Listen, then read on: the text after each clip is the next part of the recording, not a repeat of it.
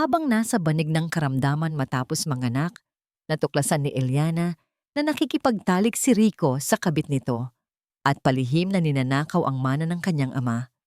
Pinunasan niya ang kanyang luha, kinuha ang lihim na testamento, at sinimulang wasakin ang imperyo ng taksil na asawa. Sapat ba ang bangis ng isang ina para ubusin ang mga sakim o may mas madugo pang laban na paparating? Isang matinis na sigaw ang kumawala sa mga labi ni Eliana, kasabay ng pagtulo ng pawis sa kanyang noo. Ang bawat hibla ng kanyang kalamnan ay tila pinipiga. Ang bawat bugso ng sakit ay parang alon na humahampas sa kanyang pagkatao. Nasa isang puting silid siya sa ospital ng Maynila. Isang pampublikong paggamutan na malayo sa karangyaan na ipinangako sa kanya. Ngunit dito siya dinala ng tadhana sa pinakamahalagang sandali ng kanyang buhay. Rico. Halos pabulong na lamang ang pagtawag niya sa pangalan ng asawa. Rico, nasaan ka? Walang sumasagot. Ang tanging naririnig niya ay ang nagmamadaling yabag ng mga nurse sa labas, ang utos ng doktor, at ang sarili niyang humihingal na paghinga. Hinahanap ng kanyang kamay ang isang kamay na dapat sana'y mahigpit na nakahawak sa kanya. Isang kamay na mangangakong hindi siya iiwan, ngunit wala. Ang nahawakan lamang niya ay ang malamig na rehas ng kama. Sa gitna ng isa na namang matinding paghilab, bumalik sa isip niya ang huling pag-uusap nila ni Rico kaninang umaga. May bigla ang meeting, mahal. Napaka-importante. Pero babalik ako agad, pangako. Hindi ko palalampasin ang pagsilang ng panganay natin. Naniwala siya. Gaya ng dati, lagi siyang naniniwala. Isa pang tulak, ma'am. Malapit na. Sigaw ng doktor. Pumikit si Eliana. Tinipon ang lahat ng natitirang lakas. Hindi na para kay Rico. Hindi na para sa sarili niya. Kundi para sa mumunting anghel na ilang buwan niyang inalagaan sa kanyang sinapupunan. Sa huling pagkakataon, ibinuhos niya ang lahat at kasabay ng pagguhit ng matinding sakit ay ang pagkarinig niya sa pinakamagandang tunog sa buong mundo. Isang malakas na iyak ng sanggol na wala ang lahat ng sakit. Napalitan ito ng luha ng ligaya. Dahan-dahang idinilat ni Eliana ang kanyang mga mata at nakita ang isang maliit na nilalang, duguan pa at umiiyak, na dahan-dahang inilalapit sa kanya. Ang kanyang anak, ang kanilang anak ni Rico. Lalaki po, ma'am. Isang malusog na baby boy. Nakangiting sabi ng nurse. Hinaplos ni Eliana ang malambot na pisngi ng sanggol. Sa isang iglap, nabuo ang isang pag-ibig na walang kapantay sa kanyang puso. Ang lahat ng pagod, lahat ng sakit, lahat ng lungkot ay naglaho. Dito, sa bisig niya ay ang pangarap nilang dalawa, ang bunga ng kanilang pagmamahalan. Mateo, bulong niya sa anak. Ang pangalan mo ay Mateo. Nang mailipat na siya sa recovery room, isang ward na kasama ang iba pang mga bagong panganak. Agad niyang hinanap ang kanyang cellphone. Doon niya lang naalala, sa pagmamadali kanina, naiwan niya ito sa bahay. Kailangan niyang tawagan si Rico. Kailangan niyang ibalita ang magandang balita. Tiyak na matutuwa ito. Baka na-traffic lang o natagalan talaga sa meeting. Miss, tawag niya sa isang nurse na nag-aayos ng kanyang dextrose. Pwede po bang makitawag? Kahit isang tawag lang po. Ibabalita ko lang sa asawa ko na nangaanak na ako. Naawa ang nurse at iniabot ang sariling telepono. Sige po, ma'am. Sandali lang po, ha? Salamat. Habang tinatype ni Eliana ang numero ni Rico, biglang nag-vibrate ang telepono ng nurse. Isang text message alert mula sa bangko ang lumabas sa notification screen. Hindi niya sinasadyang mabasa ito, ngunit malinaw ang mga salita. BDO Credit Card Transaction Alert. An amount of 12,500 at 80 piso. 00 has been charged to your card at La Vie and Rose Fine Dining. BGC, La Vie and Rose. Ang paboritong restaurant ni Katrina, ang babaeng katrabaho ni Rico, na lagi nitong ikinukwento. Nanigas ang mga daliri ni Eliana. Biglang nanlamig ang buo niyang katawan. Hindi maari. Baka nagkataon lang. Baka may business dinner talaga sila doon. Ngunit bago pa niya makumbinsi ang sarili, isa pang mensahe ang pumasok. This time, mula sa isang messaging app. May kasama itong larawan. Isang larawan ng dalawang kamay na may hawak na wine glass, nagtatagay. At sa ilalim nito, isang caption na bumasag sa puso ni Eliana sa 1,000,000 piraso. From Katrina Reyes. Thanks for the wonderful anniversary dinner, love. He's finally asleep. Anniversary dinner. Ang salitang iyon ay umalingaw-ngaw sa kanyang isipan. Anong anibersaryo? At sino ang he na natutulog? Nanginginig ang kamay na ibinalik ni Eliana ang telepono sa nurse. Salamat, hirap niyang sabi. Natawagan niyo po, ma'am. Umiling lang si Eliana, hindi makapagsalita. Ang sakit ng panganganak kanina ay walang-wala kumpara sa sakit na unti-unting gumagapang sa kanyang dibdib. Isang sakit na malamig, matalim, at nakamamatay. Habang siya ay nag-iisa at naghihirap, na isilang ang kanilang anak. Ang lalaking pinangakuan niya ng habambuhay ay nagdiriwang, kasama ng ibang babae. Tumingin siya sa kanyang tabi, kung saan mahimbing na natutulog si Mateo, ang kanyang munting anghel, inosente at walang kamalay-malay sa kasinungalingan na bumabalot sa kanilang pamilya. Dahan-dahang pumatak ang luha mula sa mga mata ni Eliana. Luha ng pighati, luha ng pagkabigo, luha ng galit. Hinaplos niya ang buhok ng anak. Sa sandaling iyon, sa gitna ng ward na puno ng mga estranghero, sa ilalim ng malamlam na ilaw ng ospital, isang desisyon ang nabuo sa kanyang puso. Ang mga luhang ito ang magiging huli. Ang babaeng naniwala sa lahat ng kasinungalingan ay namatay na kasabay ng pagsilang ng kanyang anak. Ang isinilang ngayon ay hindi lamang si Mateo. Isinilang din ang isang bagong Eliana. Napatigil ang kanyang pag-iyak. Ang kalungkutan sa kanyang mga mata ay napalitan ng isang bagay na mas malamig, mas matigas. Isang determinasyon na kasing tigas ng bakal. Tinitigan niya ang payapang mukha ng kanyang anak at bumulong sa hangin, isang pangakong siya lang ang nakarinig. Hindi na ngayon, anak. Hindi na. Pagkalipas ng 2 araw, pinayagan na ng doktor na lumabas ng ospital si Eliana at ang maliit na si Mateo. Ang biyahe pa uwi ay tahimik. Si Rico, ang nagmamaneho, paminsan-minsan ay sumusulyap sa rearview mirror kung saan nakikita niya ang asawa na yakap-yakap ang kanilang anak sa car seat. Are you okay, mahal?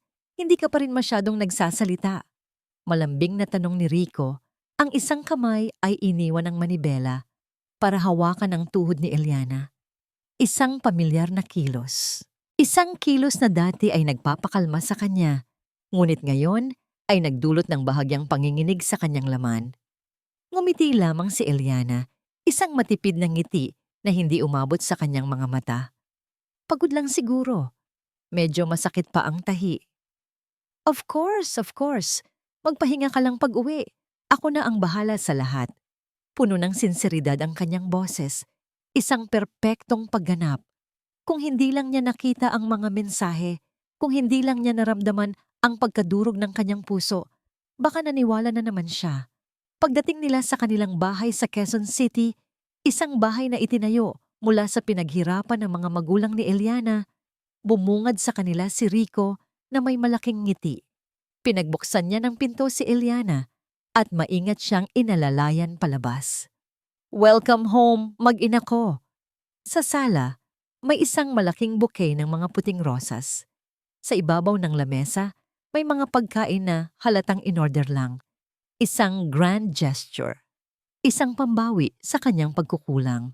I'm so sorry, mahal, sabi ni Rico.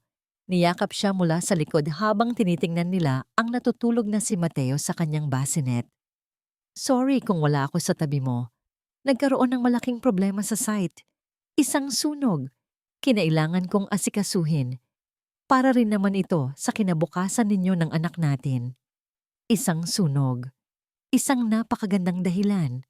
Napakagaling niyang mag-imbento.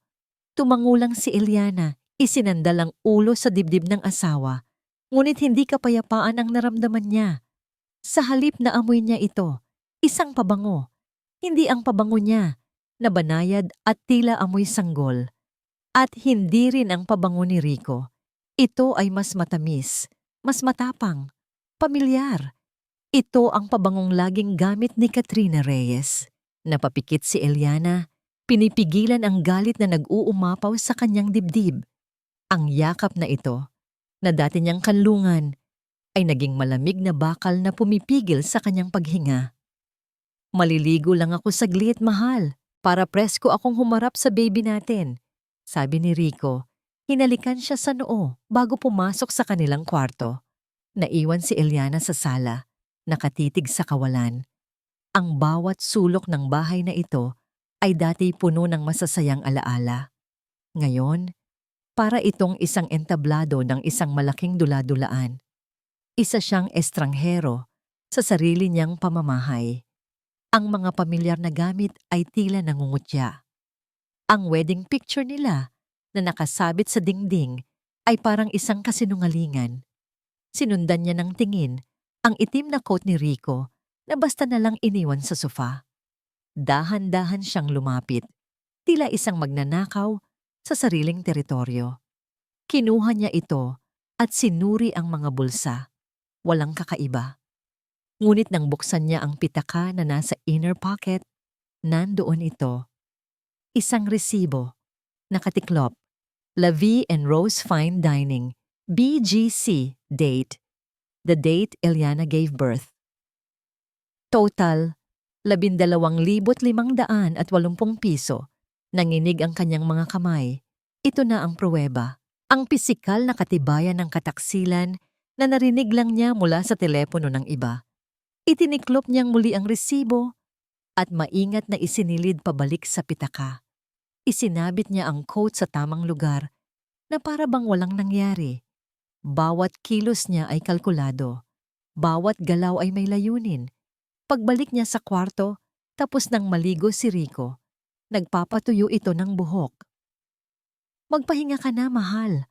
Ako na muna ang magbabantay kay Mateo, sabi nito. Sumunod si Eliana. Humiga siya sa kama, tumalikod kay Rico at ipinikit ang mga mata. Ngunit hindi siya natulog. Nagkunwari lang siya. Ang kanyang pandinig ay nakaalerto sa bawat kaluskos.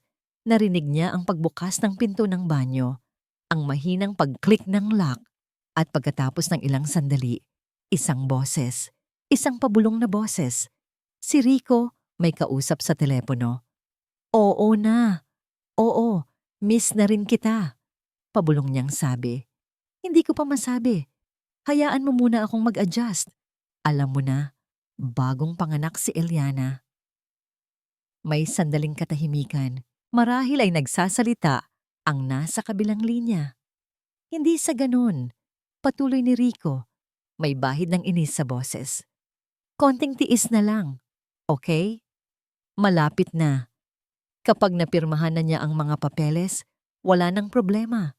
Magkakaroon na tayo ng kinabukasan na gusto natin. Isang kinabukasan na walang pabigat. Walang pabigat. Ang mga salitang yon ay tumusok sa puso ni Eliana na parang punyal. Siya, ang anak nila. Sila ang pabigat. Narinig niya ang pagbukas ng pinto ng banyo. Agad niyang pinakalma ang kanyang paghinga. Pinanatiling nakapikit ang mga mata. Naramdaman niya ang paglubog ng kama sa kabilang panig. Ang paghila ni Rico sa kumot. I love you, mahal. Bulong nito sa kanyang likuran. Naramdaman niya ang halik nito sa kanyang buhok. Isang halik na walang init, walang pagmamahal. Isang halik na puno ng pagkukunwari. Hindi kumilos si Eliana. Hinintay niyang bumigat ang paghinga ni Rico. Isang senyales na tulog na ito. Nang matiyak niyang mahimbing na ang asawa. Dahan-dahan siyang bumangon. Walang ingay. Ang bawat hakbang niya ay maingat na tinatantya. Naglakad siya patungo sa maliit na silid-aklatan na nagsisilbi ring opisina ni Rico sa bahay. Ito ang nag-iisang lugar sa bahay na tila may harang para sa kanya. Masyadong magulo ang mga papeles ko dyan. Mahal. Baka kung saan mo mailagay. Lagi nitong dahilan. Ngayon, naiintindihan na niya kung bakit. Dahan-dahan niyang pinihit ang seradura. Hindi ito nakalock. Marahil sa sobrang kumpiyansa ni Rico na hindi siya kailanman magkakaroon ng lakas ng loob na pasukin ang kanyang teritoryo. Umupo siya sa swivel chair sa harap ng malaking mahogany desk. Binuksan niya ang kanyang laptop. Ang ilaw mula sa screen ang tanging nagbibigay liwanag sa madilim na silid. Ang kanyang mga daliri ay nanginginig habang hinahanap ang file na kailangan. Saan niya itinago iyon? Anong pangalan?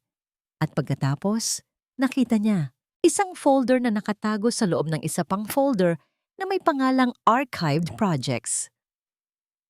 Ang pangalan ng folder ay simple lang, ngunit para kay Eliana, ito ay isang sumpa. Project Freedom. Nag-aalangan siyang i-click ito. Isang parte ng kanyang pagkatao ay sumisigaw na tumigil na, bumalik sa kama, at magpanggap na walang alam. Ngunit ang imahe ng kanyang anak, ang sakit ng katotohanan, ang nagtulak sa kanya. Binuksan niya ang folder. Ang laman nito ay hindi mga blueprint ng isang gusali o mga kontrata. Ang laman nito ay mga scan ng mga dokumento sa bangko, mga spreadsheet ng mga financial projection, at mga email correspondence, mga plano para sa paglipat ng malaking halaga ng pera mula sa Villanueva Builders patungo sa isang offshore account, mga aplikasyon para sa isang housing loan, hindi sa pangalan nilang dalawa, kundi sa pangalan lamang ni Rico Villanueva. At ang collateral, ang bahay na tinitirhan nila ngayon, ang bahay na pamana sa kanya ng kanyang mga magulang. Napatakip si Eliana sa kanyang bibig upang pigilan ang isang hikbi. Hindi lang ito simpleng pangangaliwa. Ito ay isang planadong pagnanakaw, isang malaking panloloko. Bigla, narinig niya ang isang kaluskos mula sa kanilang silid. Si Rico. Baka nagising. Mabilis niyang isinara ang laptop. Ngunit bago niya ito isinara ng tuluyan, ang puso niya ay tila huminto sa pagtibok. Sa desktop ng laptop may isang larawan. Isang larawan ni Rico at Katrina. Magkayakap sa isang beach, ang araw ay palubog sa kanilang likuran. Masaya sila. Malaya. Kasabay ng pag-click ng pinto ng kanilang silid, mabilis na tumayo si Eliana at nagtago sa likod ng makapal na kurtina. Ang puso niya ay dumadagundong sa kanyang dibdib. Pumasok si Rico sa opisina. Marahil ay para uminom ng tubig mula sa mini-ref na naroon. Hindi nito binuksan ang ilaw. Uminom ito at lumabas din kaagad. Nakahinga ng maluwag si Eliana nang marinig niyang bumalik sa pagtulog si Rico. Lumabas siya mula sa kanyang pinagtataguan, ang buo niyang katawan ay nanginginig. Hindi sa takot, kundi sa galit.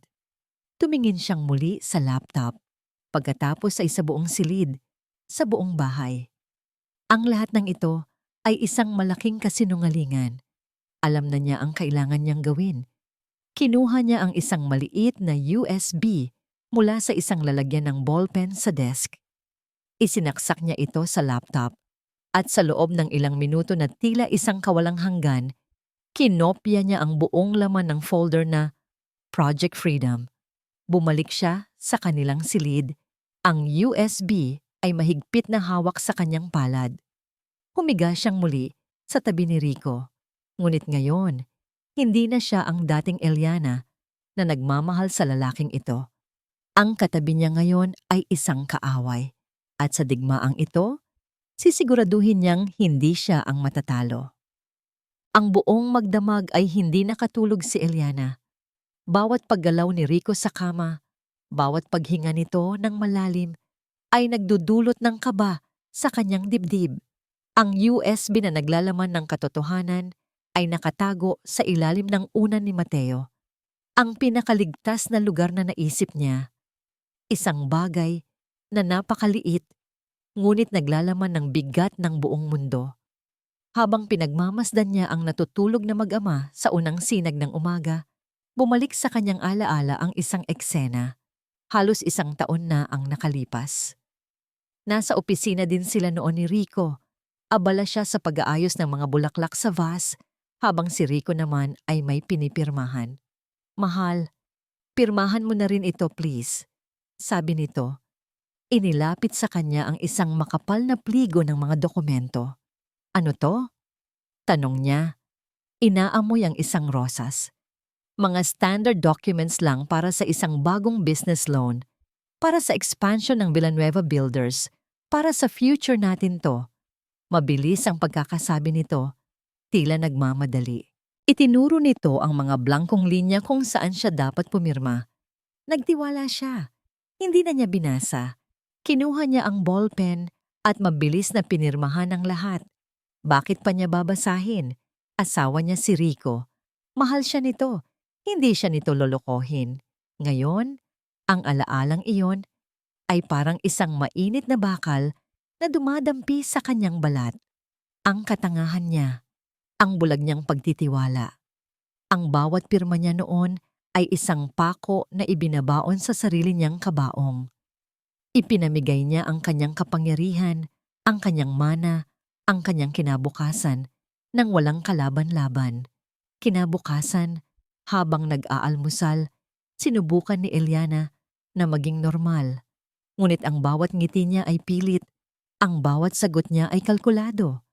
Pinapanood niya ang bawat kilos ni Rico, na ngayon ay tila isang estranghero na nakaupo sa tapat niya. "Medyo masama yata ang pakiramdam ko ngayon," sabi ni Eliana, hawak ang kanyang ulo. "Parang nahihilo ako. Mayroon ba tayong painkiller?" "Nasa opisina. Sa first aid kit." "Kukuha ako," alok ni Rico. "Wag na. Ako na. Bantayan mo na lang muna si Mateo. Baka magising." Ito ang kanyang pagkakataon. Tumayo siya at pumasok sa opisina ni Rico. Ngunit hindi first aid kit ang kanyang hinanap. Kinuha niya ang USB mula sa kanyang bulsa at isinaksak itong muli sa laptop. Kailangan niya ng isa pang kopya. Kailangan niya ng backup. Habang naglilipat ang mga files, ang bawat segundo ay tila isang oras. Ang tunog ng progress bar ay mas malakas pa sa tibok ng kanyang puso nang biglang bumukas ang pinto. "Mahal, nakita mo ba yung..." Natigilan si Rico sa may pintuan. Nakakunot ang noo. Nakita niya si Eliana na nakaupo sa kanyang silya sa harap ng kanyang bukas na laptop. Nanigas si Eliana sa kanyang kinauupuan. Huli na siya. Nahuli na siya. Sa isang iglap, mabilis siyang kumilos. Isinara ang isang drawer ng desk ng malakas. "Aray!" Daing niya. Hawak ang kanyang mga daliri na kunwari inaipit. "Anong ginagawa mo dyan?" tanong ni Rico. Ang boses ay nagbago. Naging seryoso. "Hinahanap ko yung painkiller." Nanginginig niyang sabi. Itinuturo ang first aid kit sa estante. Pagbukas ko nitong drawer para kumuha ng band-aid, biglang sumara. Naipit ang daliri ko. Ang sakit. Ginawa niyang kapani-paniwala ang kanyang pag-arte. Pinisil ang kanyang mga daliri hanggang sa mamula ito. Lumapit si Rico. Tiningnan ang kanyang kamay. Pagkatapos ay ang laptop screen na nagpapakita lamang ng family picture nila na nagsisilbing wallpaper. Tila nakahinga ito ng maluwag. Nawala ang pagdududa sa mukha nito at napalitan ng pagkainis. "Sabi ko naman sa'yo ako na ang kukuha. Ang kulit mo kasi. Halika na nga, lagyan natin yan ng yelo." Inalalayan siya nito palabas ng opisina. Isinara ang pinto sa kanyang likuran. Hindi na lumingon si Eliana. Sa loob ng bulsa ng kanyang duster, naramdaman niya ang init ng 2 USB. Ligtas sila. Ligtas siya. Sa ngayon. Nang hapon na yon, habang mahimbing na natutulog si Rico dahil sa pagod daw sa trabaho, at si Mateo ay payapang natutulog sa kanyang kuna, dinala ni Eliana ang cordless phone sa may bintana ng kanilang sala. Tumingin siya sa labas. Ang mga kapitbahay nila ay abala sa kani-kanilang buhay. Walang kamalay-malay sa digmaang nagaganap Sa loob ng kanilang perpektong bahay, niyakap niya ang kanyang sarili, hinaplos ang kanyang braso para palakasin ang kanyang loob. Tumingin siya sa kanyang anak. Ang munting mukha nito ang nagbigay sa kanya ng tapang na kailangan niya. Para sa kanya, gagawin niya ang lahat para sa kanya. Nanginginig ang kanyang mga daliri habang pinipindot ang mga numero sa telepono. Isang numero na matagal na niyang hindi natatawagan, ngunit kabisado pa rin ng kanyang puso. Nagring ito ng isang beses, 2 beses. Hello? Isang pamilyar na boses ng babae ang sumagot. Isang boses na matatag at puno ng kumpiyansa. Napalunok si Eliana. Pinipigilan ang mga luhang nagbabadyang tumulo. Ngayon na ang simula. Wala nang atrasan. Lori? Basag ang kanyang boses. Si Eliana to. May ilang segundong katahimikan sa kabilang linya. Pagkatapos ay isang malalim na paghinga. Eliana? Lori? Kailangan ko ng tulong mo. Sa wakas, binitawan niya ang mga salitang yon. Ang pag-amin na hindi niya kaya ng mag-isa. Ang unang hakbang patungo sa kalayaan. Muli, may katahimikan. Ngunit hindi ito katahimikan ng pag-aalinlangan. Ito ay katahimikan na tila may bigat. Na tila may matagal nang gustong sabihin. Nang magsalita si Lori, ang kanyang boses ay seryoso at walang bahid ng pagkagulat. Matagal na kitang hinihintay tumawag, Eliana.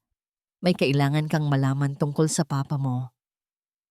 Kinabukasan, gumawa ng dahilan si Eliana na kailangan niyang magpa-check up sa doktor para sa kanyang tahi. Ito ang pinakaperpektong dahilan para makaalis siya ng bahay ng mag-isa at hindi magduda si Rico. Samahan na kita, mahal. Alok ni Rico, puno ng pag-aalala na halatang peke. Huwag na, mabilis niyang sagot. Saglit lang naman ako. Mas kailangan ka ni Mateo dito. Umiiyak siya kapag hindi ikaw ang nagpapatulog sa kanya, di ba? Kinindatan pa niya ito. Isang maliit na pag-arte na nagpakalma sa pagdududa ng asawa. Pumayag ito. Hindi ang kotse nila ang ginamit ni Eliana.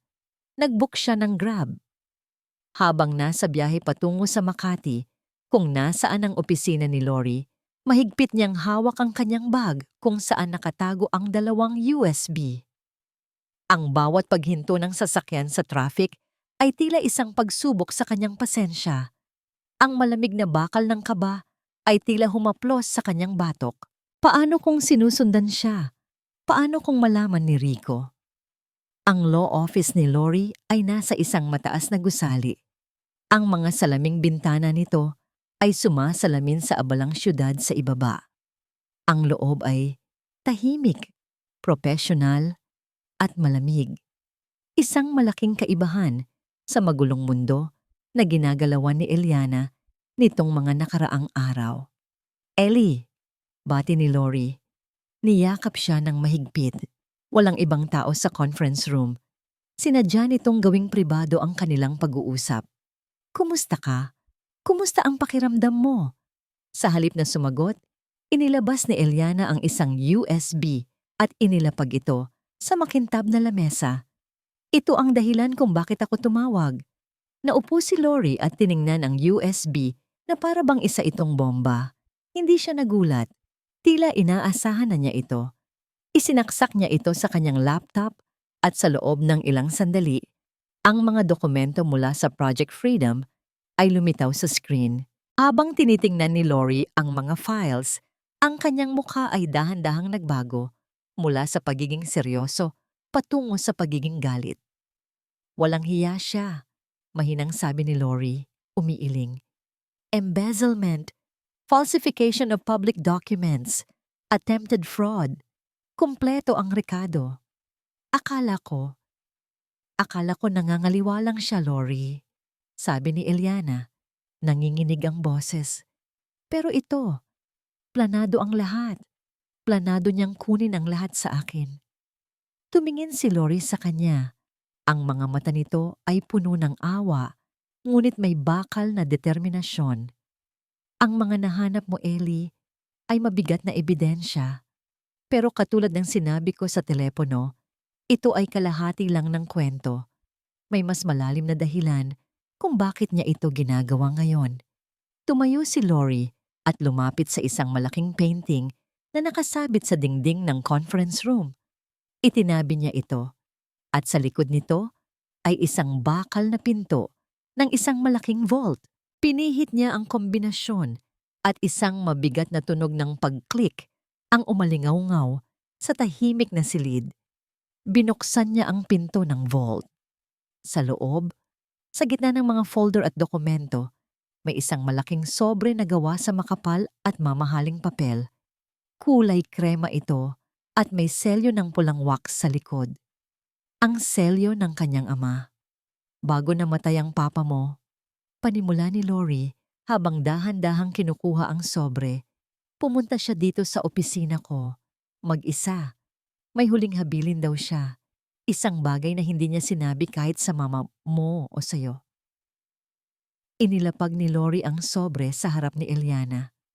Ang kanyang mga kamay ay nanginginig habang dahan-dahan itong inaabot.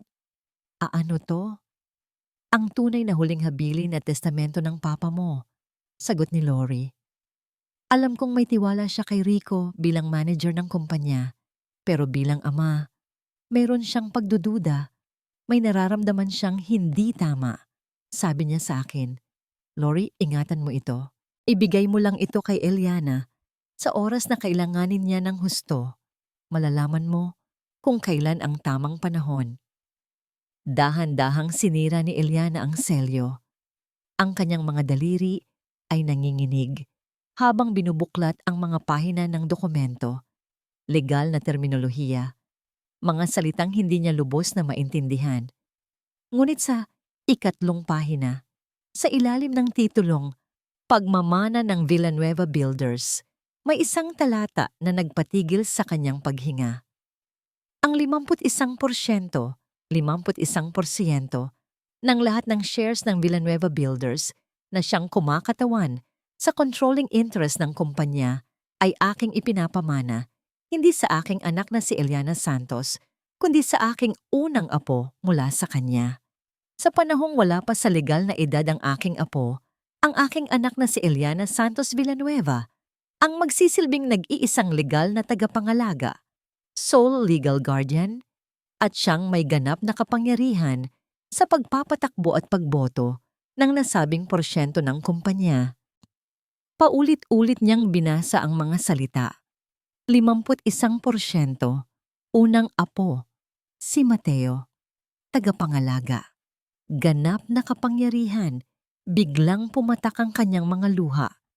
Ngunit hindi ito luha ng kalungkutan. Ito ay luha ng pasasalamat. Luha para sa kanyang ama, na kahit nasa kabilang buhay na, ay patuloy pa rin siyang pinoprotektahan. Ngayon, naiintindihan na niya ang lahat. Ang pagmamadali ni Rico, ang pilit nitong pagpapapirma sa kanya sa mga dokumento. Gusto nitong makuha ang bahay at lahat ng assets bago pa man isilang si Mateo, bago pa magkaroon ng bisa ang testamentong ito. Hindi siya isang biktima na walang kalaban-laban. Hindi siya isang asawang iiwanan na walang-wala. Siya ang may hawak ng kapangyarihan. Siya ang may-ari ng kumpanya. Pinunasan niya ang kanyang mga luha. Nang muli siyang tumingin kay Lori, wala na ang bakas ng takot sa kanyang mga mata. Napalitan ito ng apoy. Isang apoy na matagal nang natutulog at ngayon ay nagising na. Ngumiti si Lori, isang ngiti ng paghanga. Ngayon, naiintindihan mo na, Eli. Tumango si Eliana. Hawak ng mahigpit ang testamento na parang ito ang kanyang kalasag. Ang tanong na ngayon, Eliana, sabi ni Lori, ang boses ay matatag at direkta, ay hindi kung paano ka aalis. Ang tanong ay kung paano mo babawiin ang lahat. Pag-uwi ni Eliana mula sa opisina ni Lori, ang bigat sa kanyang dibdib ay napalitan ng isang kakaibang kalma. Ang testamento ng kanyang ama ay hindi lamang isang dokumento. Ito ay isang kalasag. Ang kaalaman ay kapangyarihan at sa unang pagkakataon, sa loob ng maraming taon, Naramdaman niyang muli siyang may hawak na kapangyarihan. Ngunit ang unang panuntunan sa digmaan ay huwag kailanman ipakita sa kalaban ang iyong tunay na lakas. Pagpasok niya sa pinto, sumalubong sa kanya si Rico. Baka sa mukha nito ang pagkainip. Ang tagal mo naman, mahal. Nag-alala ako. Anong sabi ng doktor? Ngumiti si Eliana. Isang ngiting pagod ngunit matamis. Hinayaan niyang manghina ang kanyang mga tuhod at umarte siyang tila nahihilo. Agad naman siyang inalalayan ni Rico. Okay lang daw ang tahi, pero sabi ng doktor, kailangan ko raw talagang magpahinga. Huwag daw akong mag-isip ng kahit anong stressful, baka daw magka-postpartum depression ako. Ito ang perpektong script na binuo nila ni Lori. Isang script na ginagamit ang pagiging ina at ang kahinaan ng isang babae bilang pinakamatibay na sandata. Ganun ba? Sabi ni Rico. At nakita ni Eliana ang bahagyang pagkadismaya sa mga mata nito bago ito napalitan ng pekeng pag-aalala. Siyempre, mahal, magpahinga ka lang. Huwag mong isipin ang kahit ano. Sa mga sumunod na araw, ginampanan ni Eliana ang kanyang papel ng buong husay. Siya ang mahinang asawa, ang pagod na ina. Ang lahat ng oras niya ay ginugugol niya sa pag-aalaga kay Mateo. Kapag tinatanong siya ni Rico tungkol sa mga papeles ng bahay, palagi niyang sinasabi na masakit ang kanyang ulo o pagod siya. Pasensya ka na, mahal, sasabihin ni Kya habang hinahaplos ang buhok nito. Medyo makakalimutin pa ako at lutang. Baka mamaya, kung ano pa ang mapirmahan ko nang hindi ko naiintindihan, bigyan mo lang ako ng konti pang panahon. Nakikita niya ang pagkunot ng noo ni Rico, ang pagtiim ng kanyang mga bagang. Naiinip na ito. Ngunit wala itong magawa. Paano niya pipilitin ang isang bagong panganak na asawa na sabi ng doktor ay kailangan ng pahinga? Isang hapon, habang nagliligpit si Eliana ng mga lumang gamit, nakita niya ang isang mamahaling ballpen na nakatago pa sa kahon nito. Ito ang regalo niya kay Rico para sa kanilang 3 anibersaryo. Ngunit hindi pa niya naibibigay. Isang ideya ang biglang pumasok sa kanyang isip. Isang ideya na mapanganib, ngunit kailangan. Kinabukasan, pagkatapos ng isa na namang masinsinang tawag kay Lori, may iniabot sa kanya ang delivery rider. Isang maliit na sobre. Sa loob nito ay isang bagay na kasing liit ng butil ng bigas. Isang state-of-the-art na listening device.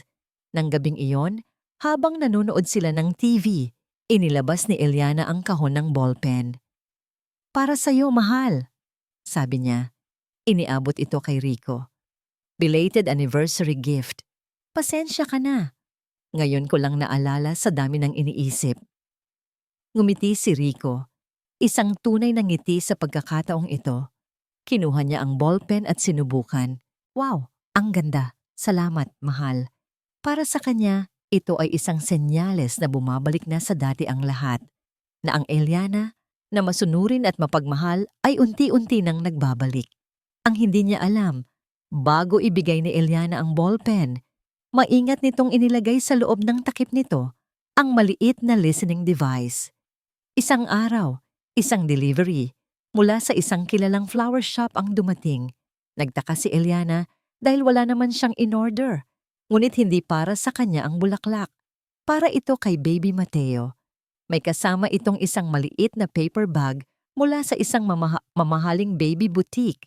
Sa loob ay isang set ng designer na damit sanggol at isang silver na rattle. At may card. Binuksan ito ni Eliana. Ang sulat kamay ay pamilyar, elegante at mayabang. Sulat kamay ni Katrina. Para sa munting anghel. Narinig ko kay Rico na napakagwapo niya. A baby deserves all the best things in life. Sana makuha niya ang lahat ng nararapat para sa kanya. Hindi ito isang simpleng regalo. Ito ay isang sampal. Isang pagpapamukha na may ibang babae na handang ibigay sa anak niya ang mga bagay na baka sa hinaharap ay hindi na niya maibibigay. Ito ay isang hamon. Pinakalma ni Eliana ang kanyang sarili. Itinabi niya ang regalo at ang card. Kinagabihan, nang umuwi si Rico, Binanggit niya ito sa paraang pinaka-inosente. Napakabait naman ng katrabaho mong si Katrina. Nagpadala siya ng regalo para kay Mateo. Nakita niya ang bahagyang gulat sa mga mata ni Rico, ngunit mabilis itong nakabawi. Ah, oo. Mabait talaga yon. Business partner. Business partner. Ngumiti lang si Eliana. Kinagabihan, habang nasa banyo si Rico, kinuha ni Eliana ang coat nito. Nasa bulsa ang ballpen. Kinuha niya ito at maingat na inilipat ang maliit na device sa kanyang sariling telepono para pakinggan ang mga na-record nito sa buong araw. Ang una ay puro tunog lang ng opisina, mga pag-uusap tungkol sa trabaho. Ngunit sa huli, may isang pag-uusap na nagpatigil sa paghinga ni Eliana. Boses ni Rico at ni Katrina. Nainip na ako, Rico, sigaw ni Katrina sa recording. Palagi na lang niyang asawa mo ang dahilan mo. Halos 1 linggo na. Baka naman nagkukunwari lang yan na mahina para hindi pumirma. Konting pasensya pa, Kat, sagot ni Rico. Ang boses ay pagod at iritado. Alam mo kung gaano kahirap ang sitwasyon. Pinipiga ko na siya. Kung hindi pa rin yan pumirma sa Biyernes, kailangan na nating gawin ang plan B. Anong plan B? Tanong ni Katrina. Siguraduhin mong yan ang tatapos sa lahat ng problema. Ayokong maging pabigat yan sa atin habang buhay. Isang sandaling katahimikan. At pagkatapos, ang mga salita ni Rico na yumanig sa buong pagkatao ni Eliana. Don't worry. Kapag sinabi kong aayusin ko, aayusin ko. We will have our freedom. Aayusin ko. Ang mga salitang yon ay hindi lang simpleng pangako ng paglisan. Mayroon itong bigat. Mayroon itong panganib. Mabilis niyang ibinalik ang ballpen sa bulsa ng coat ni Rico. Ilang segundo bago ito lumabas ng banyo. Ang kanyang mga kamay ay nanlalamig. Ang kanyang puso ay kumakarera. Ang larong ito ay hindi na lang tungkol sa pera. Tila tungkol na rin ito sa kanyang kaligtasan. Umuwi si Rico ng gabing iyon na may dalang mga dokumento.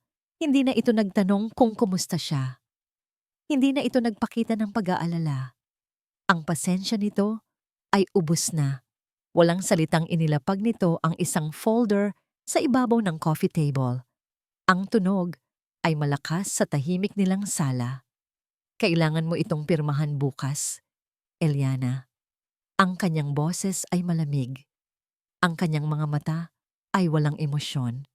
Ayoko ng dahilan. Kinabukasan, ang bigat ng ultimatum ni Rico ay nakalutang sa hangin ng kanilang bahay. Bago ito umalis papuntang opisina, hinawakan nito ang balikat ni Eliana habang nagtitimpla siya ng kape. Mamayang gabi, Eliana, pag-usapan na natin ang mga papeles. Hindi ito isang pakiusap, isa itong utos. Tumango lang siya, hindi tumitingin sa mga mata nito. Nang makaalis si Rico, naiwan si Eliana sa katahimikan. Ang tanging maririnig ay ang mahinang paghinga ni Mateo mula sa baby monitor.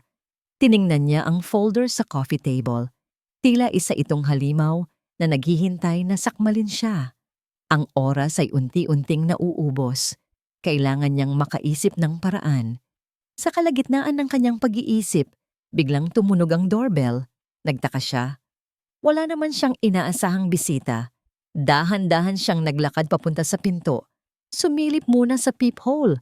Nanlamig ang buo niyang katawan. Ang kanyang puso ay nagsimulang tumibok ng napakabilis. Nakatayo sa labas ng kanilang pinto si Katrina Reyes. Nakasuot ito ng isang pulang-pulang bodycon dress. Perpekto ang pagkakaayos ng buhok at ang kanyang mukha ay puno ng make-up. Ang kanyang ngiti ay matamis, ngunit ang kanyang mga mata ay matalim. Siya ang larawan ng kumpiyansa at kapangyarihan. Isang direktang kabaligtaran ni Eliana na nakasuot lang ng lumang duster at walang kahit anong kolorete sa mukha. Huminga ng malalim si Eliana bago buksan ang pinto. Katrina, sabi niya. Sinisikap na panatilihing kalmado at pantay ang kanyang boses. Anong ginagawa mo dito? Hi, Eli. Sorry for dropping by unannounced, sabi ni Katrina. Ang boses ay parang pulot sa tamis.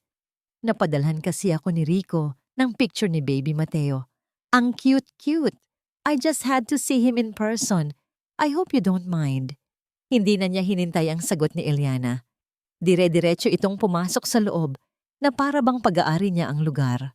Ang matapang nitong pabango ay agad na pumuno sa sala. Tila sinasakop ang bawat espasyo at tinatabunan ng amoy ng baby powder at gatas na siyang natural na amoy ng bahay. Wow, your house is nice, sabi ni Katrina.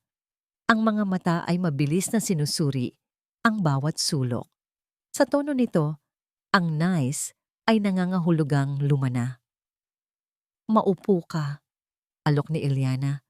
Walang emosyon. Nasaan ang munting prinsipe? Tanong ni Katrina. Hindi pinapansin ang alok ni Eliana na maupo. Tulog siya sa kwarto. Oh, I have to see him, sabi ni Katrina at nagsimula ng maglakad papunta sa direksyon ng kanilang silid. Nagsiklop ang mga kamao ni Eliana sa gilid ng kanyang duster. Sino ang babaeng ito para basta-basta na lang pumasok sa pinakapribadong lugar ng kanyang pamamahay? Ngunit pinigilan niya ang kanyang sarili.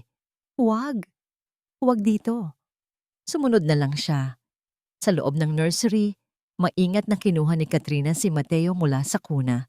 Ang kilos nito ay eksperto, na para bang sanay na sanay, itong humawak ng sanggol. Hello, baby boy. Bulong nito kay Mateo. You look so much like your daddy. Tumingin ito kay Eliana at may kakaibang kislap sa mga mata nito. A child needs a complete and financially stable family. Diba? Para maibigay sa kanya ang lahat ng pinakamaganda sa buhay. Bawat salita ay isang karayom na tumutusok sa puso ni Eliana. Ito na. Ito ang atake. Ngumiti si Eliana. Isang ngangiting hindi mo malaman kung tunay o mapait.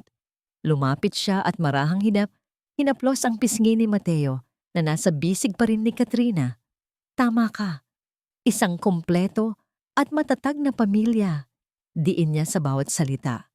Kaya't napakahalaga na ang yaman na para sa pamilya ay napupunta talaga sa pamilya para sa kinabukasan ng mga bata. Nakita niya ang bahagyang pagbabago sa ekspresyon ni Katrina. Ang ngiti nito ay bahagyang nawala. Hindi nito inaasahan ang sagot na yon. Inaasahan nito na makikita si Eliana na umiiyak o nagagalit. Ngunit ang kaharap niya ay isang babaeng kalmado at may laman ang bawat salita. Ibinalik ni Katrina si Mateo sa kuna. Well, I should get going. May meeting pa ako. Salamat sa pagbisita, sabi ni Eliana. Sinusundan ito palabas ng kwarto. Habang naglalakad sila pabalik sa sala, biglang nadulas si Katrina sa may sofa. Oh my goodness! Ayos ka lang? Tanong ni Eliana, kahit na alam niyang bahagi ito ng isang palabas. Oo, medyo lisit lang yata ang sapatos ko, sabi ni Katrina. Mabilis na tumayo at inayos ang kanyang damit. Nagpaalam ito at mabilis na lumabas ng pinto na para bang nagmamadali. Nang maisara na ni Eliana ang pinto, napasandal siya dito at napapikit.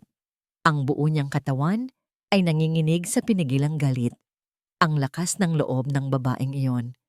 Huminga siya ng malalim para pakalmahin ang sarili.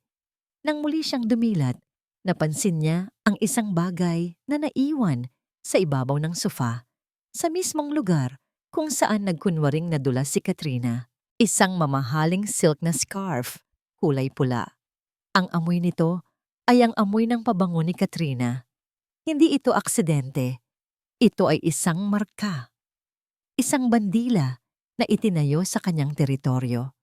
Isang deklarasyon na ang babaeng iyon ay hindi na isang anino lang. Isa na siyang presensya kahit sa loob mismo ng kanyang pamamahay. Kinuha niya ang scarf gamit ang dulo ng kanyang mga daliri na para bang isa itong makamandag na ahas. Dadalhin na sana niya ito sa basurahan nang biglang tumunog ang kanyang telepono. Isang email notification mula sa isang email address na hindi pamilyar. Isang serye lang ng mga numero at letra. Ang subject line ay blanko. Dahil sa kaba, binuksan niya ito. Walang nakasulat, wala kahit isang salita. Ang tanging laman ng email ay isang video attachment. Nanginginig ang kanyang kamay habang pinipindot ang play. Ang video ay malinaw, tila kuha mula sa isang nakatagong CCTV camera. Ang anggulo ay mula sa itaas, sa isang sulok ng isang pamilyar na lugar, ang opisina ni Rico sa Villanueva Builders. At nandoon sila, si Rico at si Katrina. Hindi sila nag-uusap tungkol sa trabaho. Ang mga kilos nila ay puno ng pagnanasa. Nakasandal si Katrina sa mesa ni Rico, habang si Rico naman ay nakatayo sa harap niya. Ang kanilang mga labi ay magkadikit. Ang mga kamay ni Rico ay nasa baywang ni Katrina, habang ang mga kamay naman ni Katrina ay nakapulupot sa batok ni Rico. Ang petsa at oras na nakastamp sa ibabang sulok ng video ay malinaw na malinaw. Ang araw kung kailan isinilang ni Eliana si Mateo. Nabitawan ni Eliana ang kanyang telepono. Bumagsak ito sa malambot na carpet, ngunit ang video ay patuloy pa ring tumatakbo. Isang tahimik na pelikula ng kataksilan na paulit-ulit na ipinapakita ang paghalik, pagyakap, at ang masayang pagtawa ng dalawa pagkatapos isang bagay ang malinaw. Ang nagpadala ng video na ito ay hindi si Rico. Malamang ay hindi rin si Katrina dahil hindi niya gugustuhing magkaroon ng ganitong klaseng ebidensya. Kung gayon, sino? Meron bang ibang nakakaalam? Meron bang kakampi sa loob ng kumpanya? Ngunit ang mga tanong na yon ay nawala sa kanyang isipan. Ang tanging naramdaman niya ay ang pag-akyat ng isang nagniningas na galit mula sa kaibuturan ng kanyang kaluluwa. Ang sakit ng pagtataksil na naramdaman niya sa ospital ay bumalik. Ngunit ngayon, mas matindi, mas malinaw, at mas nakakasuklam. Dinampot niya ang pulang scarf ni Katrina mula sa sofa. Hindi na ito isang simbolo ng pagkatalo. Sa kanyang mga kamay, ito ngayon ay isang piraso ng ebidensya, isang paalala ng kanyang misyon. Tinitigan niya ang scarf, pagkatapos ay ang kanyang telepono na patuloy pa ring nagpe-play ng video. Isang malamig at mapanganib na determinasyon ang pumalit sa kanyang galit. Hindi na siya iiyak. Tapos na ang panahon ng pagluha. Kung digmaan ang gusto nila, digmaan ang ibibigay niya. At sisiguraduhin niyang sa laban na ito, siya ang tatayong nagwagi. Ang malamig na banta ni Rico ay hindi na natiling salita lamang. Kinabukasan, habang sinusubukan ni Eliana na bumili online ng bagong sterilizer para sa mga bote ni Mateo, sunod-sunod na transaction declined ang lumabas sa screen. Nagtaka siya. Sinubukan niya ulit. Ganoon pa rin. Nang tawagan niya ang bangko, isang malamig na katotohanan ang sumalubong sa kanya. "I'm sorry ma'am, but your supplementary card has been cancelled upon the instruction of the primary card holder." Si Rico.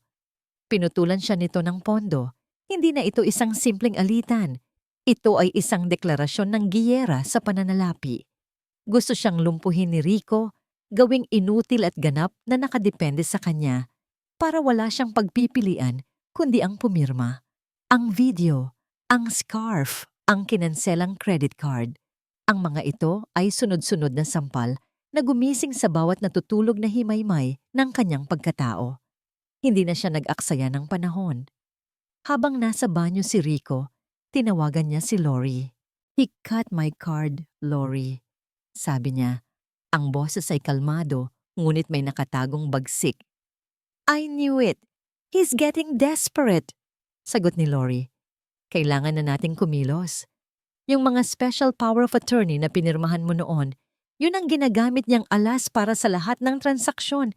Kailangan nating bawiin yun. Magkita tayo. Sa bangko." Ngayon na. Gumawa ulit ng dahilan si Eliana. Sinabing kailangan niyang dalhin si Mateo sa PDEA para sa isang biglaang check-up. Pumayag si Rico, ngunit ang tingin nito sa kanya ay puno na ng pagdududa. Sa main branch ng kanilang bangko sa BGC, sinalubong sila ni Lori. Dala-dala ang isang briefcase na puno ng mga dokumento, ang testamento, ang birth certificate ni Mateo, at iba pang legal na papeles. Ang hangin sa loob ng bangko ay malamig at tahimik, ngunit para kay Eliana, ang bawat segundo ay puno ng tensyon. Pakiramdam niya, lahat ng tao ay nakatingin sa kanya. "Good morning!" Bati ni Lori sa bank manager, isang babaeng nasa edad 50. "I am Attorney Lourdes Gonzalez, legal counsel for Mrs. Eliana Santos Villanueva. We are here to revoke all existing special powers of attorney executed by my client in favor of Mr. Rico Villanueva." Ipinakita ni Lori ang mga dokumento. Sinuri ito ng mabuti ng manager. Habang tinitingnan ng manager ang mga kopya ng SPA, may napansin si Lori.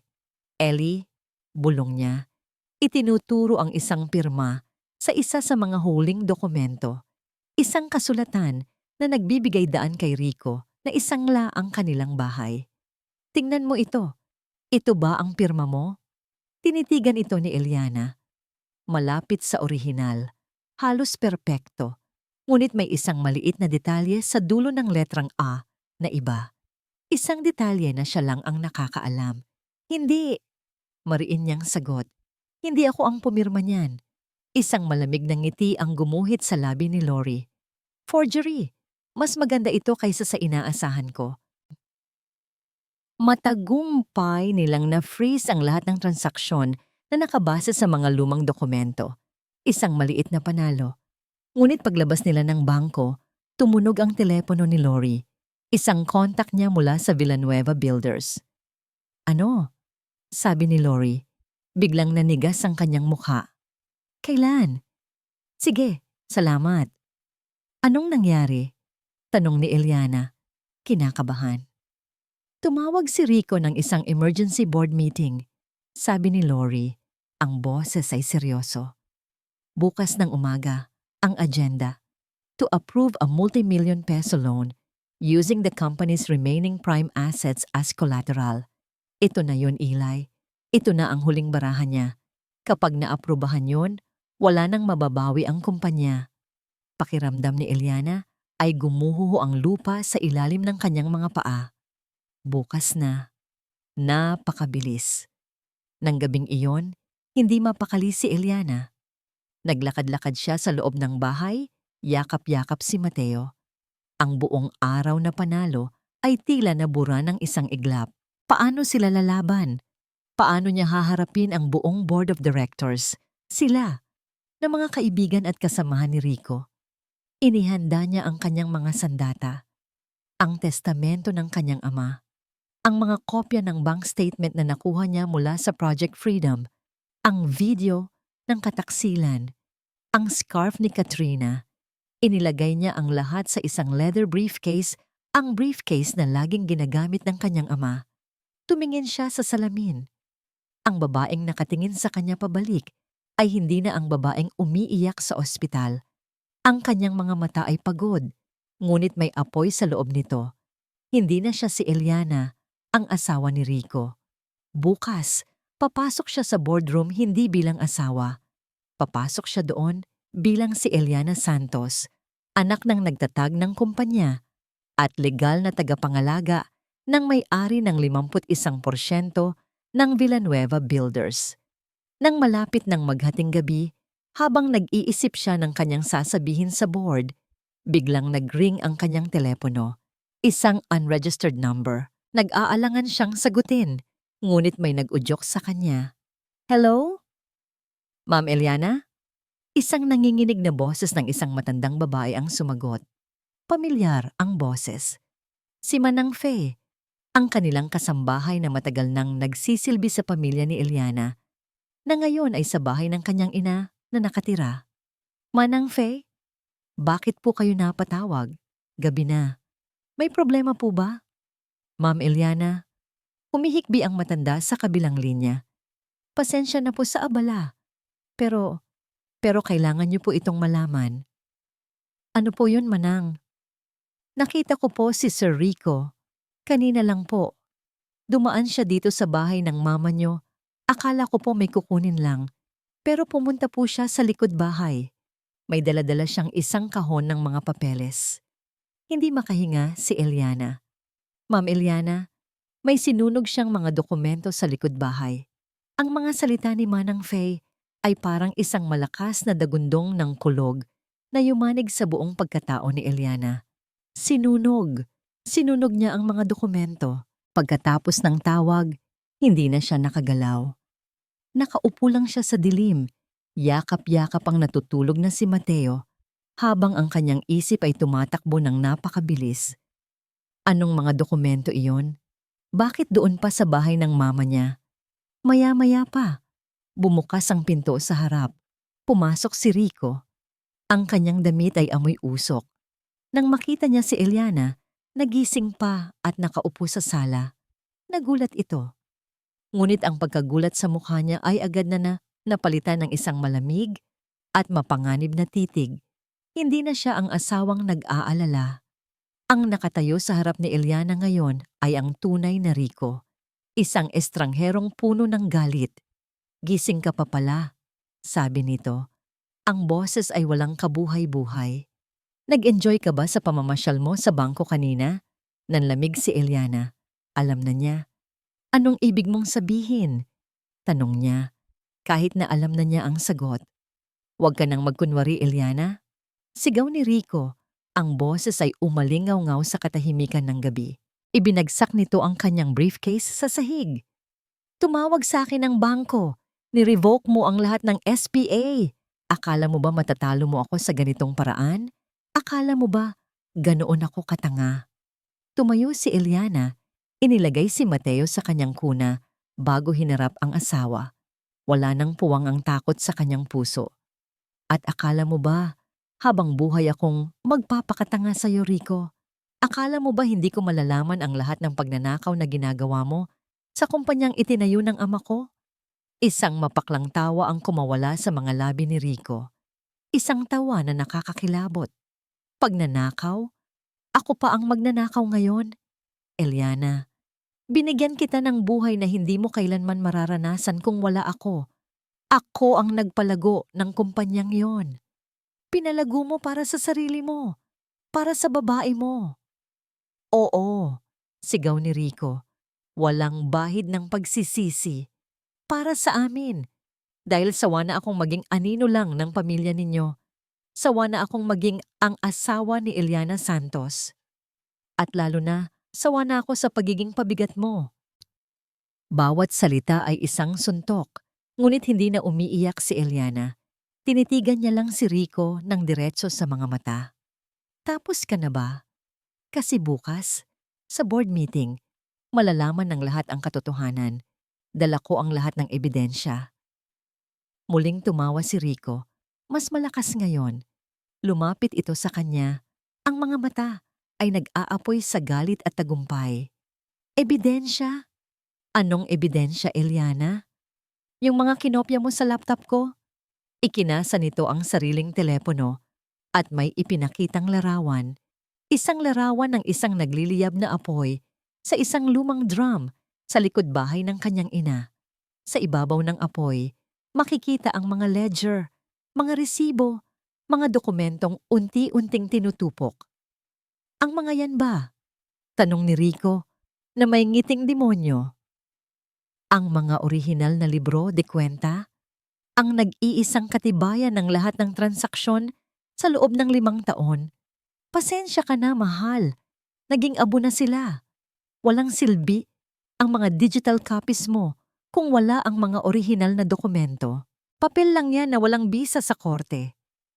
Parang binuhusan ng malamig na tubig si Eliana. Ang kanyang alas, ang kanyang pinakamalakas na sandata. Wala na. Sinunog na. At yung tungkol sa pagiging ina mo, patuloy ni Rico, ang boses ay naging isang mapanganib na bulong. Sa tingin mo ba ibibigay sa'yo ng korte ang bata? Sa isang babaeng may history ng emotional instability? May kinuha itong isang sobre mula sa kanyang bulsa at inihagis sa harap ni Eliana. Mga litrato. Mga litrato niya noong mga panahong nagluluksa siya sa pagkamatay ng kanyang ama. Mga litratong namamaga ang mga mata. Magulo ang buhok. Nakatulala. Mga litratong kuha ni Rico na ang akala niya noon ay para alalahanin ang kanilang mga pinagdaanan. Gagamitin ko ang lahat ng ito laban sa'yo, sabi ni Rico. Sasabihin ko sa korte na nagkaroon ka ng postpartum depression, na hindi ka karapat-dapat na maging ina. Aagawin ko sa'yo si Mateo, Eliana. At sisiguraduhin kong habang buhay kang mag-iisa at walang-wala. Sa mga salitang yon, gumuho ang lahat ng natitirang lakas ni Eliana. Hindi ang pera, hindi ang kumpanya, kundi ang banta na mawawalay sa kanya ang kanyang anak. Napaluhod siya sa sahig, habang si Rico ay tumalikod at naglakad palabas ng pinto. Dito na ako matutulog sa hotel. Mag-isip-isip ka, Eliana. Bukas, pagkatapos ng board meeting, isang tawag ko lang sa mga abogado ko. Sisimulan na ang proseso. Your choice. Isinara ni Rico ang pinto at naiwan si Eliana sa isang bahay na puno ng katahimikan at kawalan ng pag-asa. Niyakap niya ang kanyang mga tuhod at sa wakas, bumuhos ang mga luhang kanina pa niya pinipigilan. Isang iyak na puno ng sakit, takot at pagkatalo. Paano na? Paano niya lalabanan ang isang halimaw na handang sunugin ang lahat? Sa gitna ng kanyang pagtangis, tumunog ang kanyang telepono. Nanginginig niyang sinagot ito.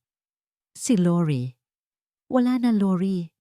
Hikbi niya sa telepono. Sinunog niya. Sinunog niya ang lahat ng ebidensya. Gagamitin niya ang lahat laban sa akin. Agawin niya si Mateo.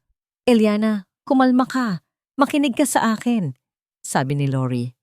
Nanalo na siya, Lori. Sabi ni Eliana. Ang boses ay basag na. Wala na akong laban. Nanalo na siya. May ilang segundong katahimikan sa kabilang linya. Nang muling magsalita si Lori, ang kanyang boses ay kalmado, matatag, at may isang bagay na hindi inaasahan ni Eliana. Isang bagay na parang kislap ng pag-asa. Hindi pa, maring sabi ni Lori. Hindi pa siya nananalo. Paano mo nasabi? May isang bagay na hindi niya alam na alam natin. Ang mga salita ni Lori ay parang isang maliit na kandila sa gitna ng isang napakalawak na kadiliman.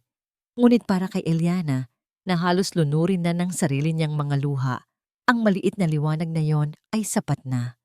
Paano, Lori? Tanong ni Eliana. Ang boses ay nanginginig pa rin, ngunit may bahid na ng pag-asa. Paano tayo lalaban kung abo na ang lahat ng ebidensya? Dahil hindi lahat ng ebidensya ay gawa sa papel, Ili, matatag na sagot ni Lori. Hindi alam ni Rico na ang papa mo ay hindi lang magaling na negosyante.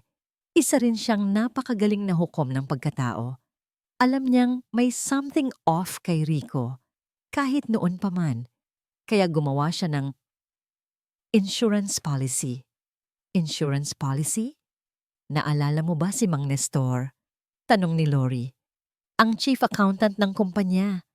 Yung tahimik lang palagi, malapit nang magretiro. Tumango si Eliana. Oo, matagal na siya sa kumpanya. Nandoon na siya bago pa man dumating si Rico. Exactly, sabi ni Lori. Si Banbomi Bosondi, di ba? Si Mang Nestor, ang pinagkakatiwalaang tao ng papa mo sa loob. Bago pumanaw ang papa mo, kinausap niya si Mang Nestor. Inutusan niya itong magtago ng isang hiwalay na set ng libro. Isang shadow ledger ng lahat ng transaksyon sa kumpanya. Bawat resibo, bawat disbursement, bawat kontrata na dumadaan kay Rico, may kopya si Mang Nestor. Pero kung papel din yun, baka nadamay na rin sa sinunog ni Rico. Diyan nagkakamali si Rico, sabi ni Lori, at sa unang pagkakataon, may ngiti sa kanyang boses. Ang henerasyon ni Rico, masyadong kampante sa teknolohiya. Ang henerasyon ni Mang Nestor, hindi. Bawat dokumento, iniskan niya. At bawat file na iniskan niya, hindi lang niya inilagay sa isang hard drive. In-upload niya sa isang highly encrypted, offshore cloud server. Isang server na tanging silang dalawa lang ng papa mo ang nakakaalam ng password. At bago mamatay ang papa mo, ibinigay niya sa akin ang access. Natigilan si Eliana. Ang kanyang paghinga ay tila huminto. Ang mga piraso ng puzzle ay dahan-dahang nabubuo sa kanyang isipan. Ang kanyang ama. Ang kanyang matalinong ama. Hindi siya nito iniwang walang laban. Nakausap ko si Mang Nestor kanina lang. Patuloy ni Lori. Nakahanda na siya. At handa na ang lahat ng ebidensya. Ang sinunog ni Rico ay ang kopya niya. Pero ang tunay na katotohanan, Eliana, hindi nasusunog. Sa mga salitang iyon, ang huling hibla ng kawalan ng pag-asa sa puso ni Eliana ay naputol. Napalitan ito ng isang damdaming matagal na niyang hindi naramdaman. Pag-asa. Kinabukasan ng umaga, isang oras bago ang board meeting, nag-set up si Lori ng isang secure na video call. Sa screen ng laptop ni Eliana, lumitaw ang mukha ni Lori at sa tabi nito, ang isang maliit na bintana na nagpapakita ng isang matandang lalaki na nakasuot ng simpleng polo, si Mang Nestor. Ang kanyang mukha ay mabait, ngunit ang kanyang mga mata ay matalas. Ma'am Eliana, magalang na bati nito. Ikinalulungkot ko po ang lahat ng pinagdadaanan ninyo. Ang inyo pong ama ay napakabuting tao. Oras na po para bigyan siya ng hustisya. Nag-share ng screen si Mang Nestor. Ang nakita ni Eliana ay hindi lang basta mga spreadsheet. Nakita niya ang isang perpektong salamin ng kasakiman ni Rico. Magkatabing ipinakita ni Mang Nestor ang opisyal na record na isinumite ni Rico at ang tunay na record na itinago niya. Ang mga pekeng suppliers, ang mga pinabintog na presyo ng materyales, ang mga ghost employee, at ang pinakamatindi sa lahat, ang scan ng pekeng pirma ni Eliana sa loan application na may kasamang email mula kay Rico na nag-uutos sa isang ahente na gayahin ang pirma ng mas malapit sa orihinal. Lahat ay naroon. Hindi maitatanggi, hindi masusunog. Pagkatapos ng tawag, tumayo si Eliana at humarap sa salamin sa kanyang kwarto. Ang babaeng nakatingin sa kanya pabalik ay pagod. May maitim na bilog sa ilalim ng kanyang mga mata. Ngunit sa likod ng pagod na yon, may apoy. Ang mga litratong hawak ni Rico ay larawan ng isang babaeng nagluluksa. Ang babae sa salamin ngayon ay isang mandirigma. Hindi na ako ang babaeng iiyak sa isang sulok. Bulong niya sa kanyang refleksyon. Tapos na yon. Pumunta siya sa kanyang aparador at hindi pinansin ang kanyang mga bestida at malalambot na damit. Hinanap niya ang isang damit na matagal na niyang hindi isinusuot. Isang navy blue pantsuit na binili para sa kanya ng kanyang ama para sa una niyang job interview na hindi na natuloy dahil pinili niyang maging asawa ba ni Rico. Isinuot niya ito. Perpekto pa rin ang sukat. Isinuot niya ang isang simpleng puting blusa sa loob at isang pares ng mababang takong na sapatos. Tinalian niya ang kanyang buhok sa isang maayos na bun. Naglagay siya ng kaunting makeup, sapat lang para takpan ang kanyang pagod at ipakita ang kanyang determinasyon. Bago siya umalis, lumapit siya sa kuna ni Mateo. Mahimbing itong natutulog. Ang kanyang munting dibdib ay marahang tumataas baba. Hinaplos ni Eliana ang malambot nitong pisngi. Anak, bulong niya. Ang boses ay puno ng pagmamahal at pangako. Gagawin ito ni Mama para sa'yo, para sa kinabukasan mo. Ibabalik ko ang lahat ng para sa'yo. Pangako. Hinalikan niya ang noo nito at kinuha ang leather briefcase ng kanyang ama na nasa ibabaw ng mesa. Sa loob nito ay ang lahat ng kanyang sandata. Ang testamento, ang USB na naglalaman ng video, at ang scarf ni Katrina. Ang mga digital files mula kay Mang Nestor ay nasa kamay na ni Lori. Pagbaba niya, naghihintay na sa labas ang sasakyan na pinadala ni Lori. Isang itim na SUV na may tinted na bintana. Habang papalapit sila sa Makati, sa nagtataasang mga gusali ng Ayala Avenue, nakita niya ang pamilyar na building ng Villanueva Builders. Ang pangalan ng kanyang pamilya, nakaukit sa bakal at salamin. Isang pangalan na dinungisan ni Rico. Huminto ang sasakyan sa tapat ng lobby. Ang mga security guard ay napatingin sa marangyang sasakyan. Bumukas ang pinto. Huminga si Eliana ng malalim. Itinaas ang kanyang noo at humakbang papasok. Handang harapin ang lahat. Ang boardroom ng Villanueva Builders ay nasa pinakamataas na palapag ng gusali. Mula sa mga salaming pader nito, tanaw ang buong Kalakhang, Maynila. Ito ang sentro ng kapangyarihan, ang kaharian na binuo ni Rico para sa kanyang sarili gamit ang pera at pangalan ng iba. Sa loob, ang hangin ay puno ng tensyon.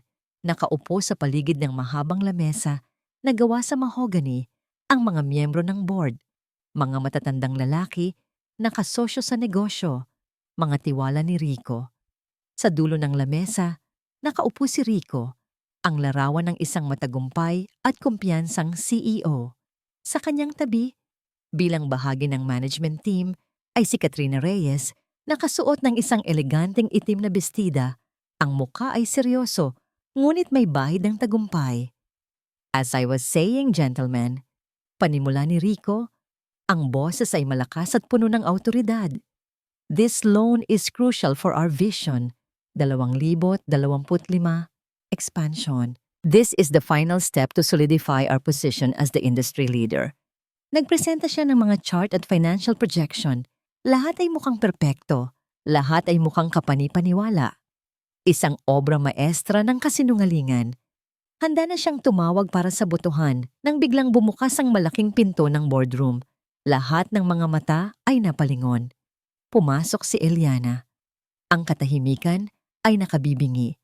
Ang pagtataka sa mga mukha ng board members ay mabilis na napalitan ng pagkalito. Nakita nila ang asawa ng kanilang CEO.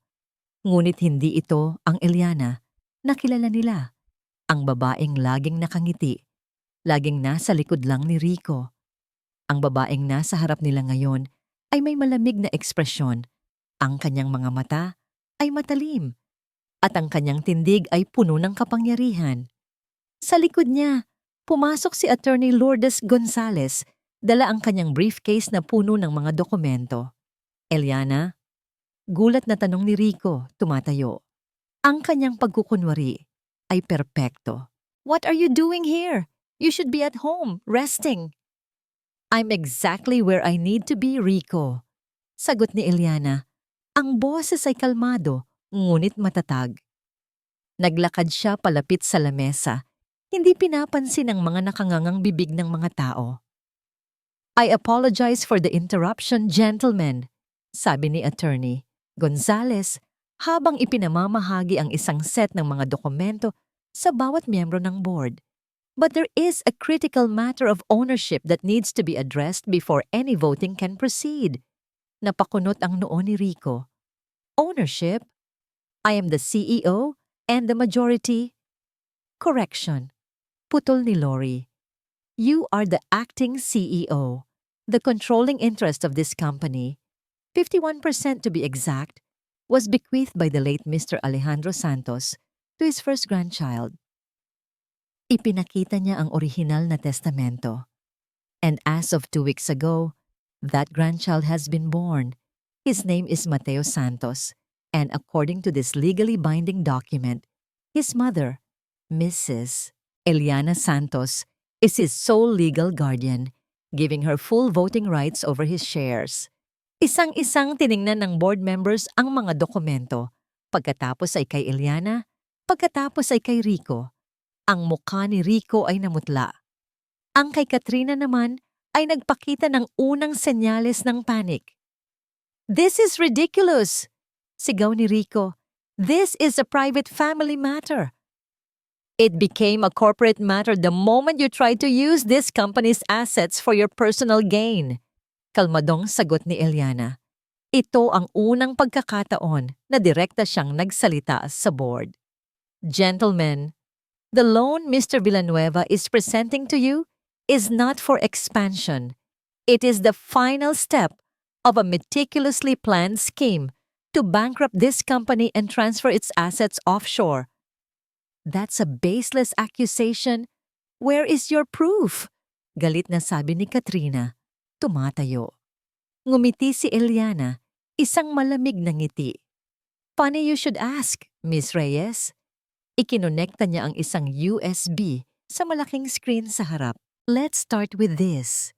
Ang unang lumabas sa screen ay ang video. Ang video nila ni Rico sa opisina. Isang kolektibong pag-igik ang narinig sa buong silid. Si Katrina ay napaupo. Ang mukha ay parang sinampal. Si Rico ay nanigas sa kanyang kinatatayuan. Ang kanyang mga mata ay nanlilisik sa galit.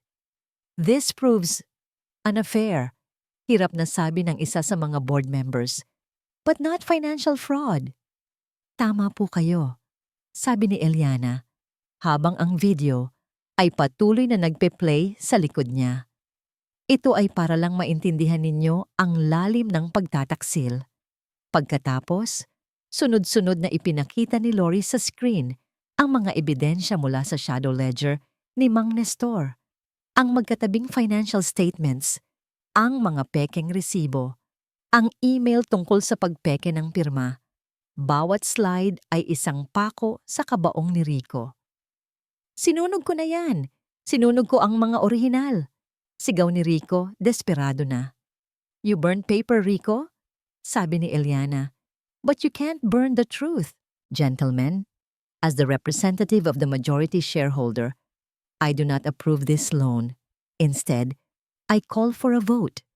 A vote to immediately remove Mr. Rico Villanueva from his position as CEO on the grounds of embezzlement, corporate fraud, and acts detrimental to the interests of this company. Walang nagsalita. Ang bigat ng ebidensya ay hindi matatawaran. Isa-isang umiwas ng tingin ang mga board members kay Rico. Ang kanilang loyalty ay hindi sa tao, kundi sa pera. At malinaw na si Rico ay isang panganib sa kanilang pera. All in favor? Tanong ni Lori. Isa-isang itinaas ng mga board members ang kanilang kamay. Lahat sila. The motion is carried, deklara ni Lori. Mr. Villanueva, you are hereby terminated. Sa sandaling iyon, tila gumuho ang mundo ni Rico. Ang kanyang kapangyarihan, ang kanyang mga plano, ang kanyang freedom, lahat ay naglaho sa isang iglap. Tumingin siya kay Eliana. Ang kanyang mga mata ay puno ng pagkamuhi. Hindi ka mananalo, Eliana. Sabi niya, ang boses ay nanginginig sa galit. Sisirain kita. Ngunit bago pa siya makalapit, bumukas muli ang pinto ng boardroom. Pumasok ang dalawang unipormadong security personnel, kasama ang dalawang lalaking naka-plain clothes, mga ahente ng NBI na tinawagan ni Lori kanina pa. Mr. Rico Villanueva, sabi ng isa sa mga ahente, you are under arrest for... Hindi na narinig ni Eliana ang mga sumunod na salita. Habang pinoposasan si Rico, ang huling tingin nito ay napunta sa kanya. Isang tingin na nangangako ng paghihiganti. Hindi pa tayo tapos, Eliana. Hindi pa. Sigaw nito habang inilalabas ng silid. Si Katrina naman ay tahimik na nakaupo, nanginginig, habang ang isa pang ahente ay lumalapit sa kanya. Nang mawala na sila sa silid, isang nakabibinging katahimikan ang muling namayani. Tumingin si Eliana sa labas ng bintana, sa syudad sa ibaba. Tapos na. Ang unang bahagi ng laban ay tapos na. Nanalo siya. Lumipas ang ilang linggo. Ang eskandalo sa Villanueva Builders ay naging laman ng mga balita sa negosyo. Ngunit dahil sa galing ni Lori sa paghawak ng sitwasyon, naprotektahan ang pangalan ng kumpanya at ang pamilya. Mila Santos. Ang Board of Directors, sa isang unanimous na desisyon, ay itinalaga si Eliana bilang interim CEO. Ang mga unang araw ay mahirap. Kailangan niyang pag-aralan ang pasikot-sikot ng negosyo na matagal niyang tinalikuran. Kailangan niyang makuha ang respeto ng mga empleyado na dati nakikita lamang siya bilang asawa ng boss. Ngunit sa bawat pagpupulong na kanyang pinamumunuan, sa bawat desisyon na kanyang ginagawa, dahan-dahang lumalabas ang talino at tibay na minana niya sa kanyang ama. Hindi nagtagal, ang pagdududa sa mga mata ng mga tao sa paligid niya ay napalitan ng paghanga. Isang hapon, habang abala siya sa pag-aaral ng mga financial report, kumatok sa pinto ng kanyang opisina ang dating opisina ni Rico, si Lori. "Break muna, Madam CEO," nakangiting sabi nito. "May dala akong kape." "Salamat, Lori," sabi ni Eliana. Tinatanggal ang kanyang salamin at minasahe ang kanyang mga sentido. "Hindi ko alam kung paano ko magagawa ang lahat ng ito kung wala ka." "Sus, kaya mo yan. Nasa dugo mo yan," sagot ni Lori. Umupo sa silya sa tapat ng mesa. "Speaking of dugo, may balita ako." Tumingin si Eliana, naghihintay. "Nakiusap si Rico na makita ka," sabi ni Lori. "Bago siya ilipat sa city jail, gusto ka raw niyang makausap." Natigilan si Eliana. Ang pangalan ni Rico ay isang sugat na unti-unti nang naghihilom. Bakit kailangan pa nitong bumalik? "Hindi mo kailangang pumunta kung ayaw mo," mabilis na sabi ni Lori. Umiling si Eliana. "Hindi, pupunta ako." Tumingin siya sa labas ng bintana. May mga bagay na kailangang tapusin. Ang pasilidad, kung saan pansamantalang nakakulong si Rico, ay malayo sa karangyaan na kanyang kinasanayan. Ang mga pader ay kulay abo, ang hangin ay mabigat. Naupo si Eliana sa isang upuan sa visiting area. Isang makapal na salamin ang naghihiwalay sa kanila. Ilang sandali pa, inilabas si Rico ng isang gwardiya. Ang Rico na nasa harap niya ngayon ay ibang-iba na. Payat ito. Ang kanyang mga mata ay walang buhay at ang dating kumpiyansa ay napalitan ng isang aura ng pagkatalo. Ang mamahalin niyang damit ay napalitan ng isang kulay kahel na uniporme ng bilanggo. Naupo ito sa kabilang panig ng salamin, hindi makatingin ng diretso kay Eliana. "Bakit mo ako pinatawag, Rico?" tanong ni Eliana. Ang boses ay kalmado at walang bahid ng galit. Hindi agad sumagot si Rico. Tinitigan lang nito ang sariling mga kamay na nakapatong sa mesa. Gusto ko lang itanong kung bakit," mahinang sabi nito. "Bakit mo ginawa ito, Eliana? Pwede ka namang umalis na lang. Pwede mo namang kunin ang gusto mo at iwanan ako. Bakit kailangan mong sirain ang lahat?" Sa tanong na yon, naunawaan ni Eliana ang lahat. Kahit sa puntong ito, ang nakikita pa rin ni Rico ay ang sarili niya. Ang biktima ay siya. "Wala akong sinira, Rico," sagot ni Eliana. "Ang sinira mo ay ang sarili mo, ang pamilya natin, ang tiwala ko. Ang ginawa ko lang ay itigil ka." "Mahal mo pa ba ako?" biglang tanong nito. Sa wakas ay tumingin sa kanyang mga mata. May bahid ng desperasyon sa kanyang tanong. Huminga ng malalim si Eliana. Tinitigan niya ang lalaking minsan niyang minahal ng buong puso, ang ama ng kanyang anak. At sa halip na galit, ang naramdaman niya ay isang malalim na awa. Ang pagmamahal na yon, Rico, ay matagal nang namatay. Pinatay mo ito sa bawat kasinungalingan mo, sa bawat pagtataksil mo. Pinatay mo ito noong gabing isinilang ko ang anak natin ng mag-isa. Nakita niya ang pagtulo ng luha sa mga mata ni Rico. "Patawarin mo ako, Eliana. Patawarin mo ako." "Pinapatawad na kita," sabi ni Eliana. At sa pagsabi niya ng mga salitang iyon, naramdaman niya ang paggaan ng isang mabigat na bagay mula sa kanyang dibdib. "Pinapatawad kita, hindi dahil karapat-dapat ka, kundi dahil karapat-dapat ako. Karapat-dapat kami ni Mateo na magkaroon ng payapang buhay. Isang buhay na walang galit, walang poot."